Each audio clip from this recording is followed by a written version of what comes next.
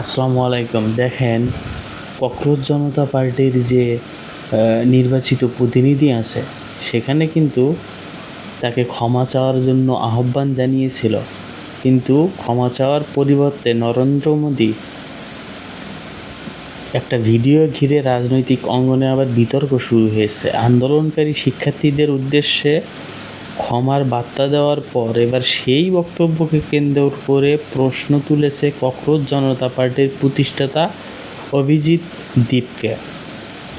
তিনি জানতে চেয়েছেন, শুধু মুখে ক্ষমা চাওয়ার কথা বললেই হবে, নাকি আন্দোলনকে ঘিরে দায়ের হওয়া মামলাগুলোও প্রত্যাহার করা হবে।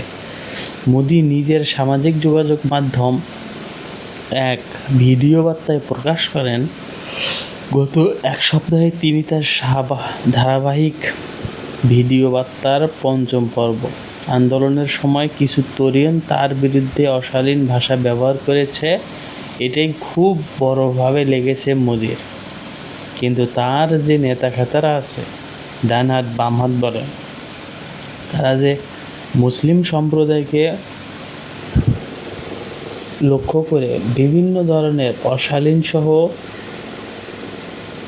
এবং হেয় প্রতিপন্ন যে একটা ভাষা, সেটা যে ব্যবহার করে আসছে, সেটা কিন্তু কোনো মতেই কম না। এবং তারা কিন্তু মুসলমানকে পুরোপুরিভাবে নক আউট করে ফেলেছে। এবং তার পরিবর্তে যে শিক্ষার একটা ভাঙ্গন, সেটা কিন্তু সুস্পষ্ট। এখন এখান থেকেই প্রশ্ন আসতে পারে যে অভিজিৎ যদি মোদির এই কর্মকাণ্ডকে ঘিরে নানা রকম তৎপরতা দেখায়, তাহলে সেটা কি মোদির জন্য ভালো হবে?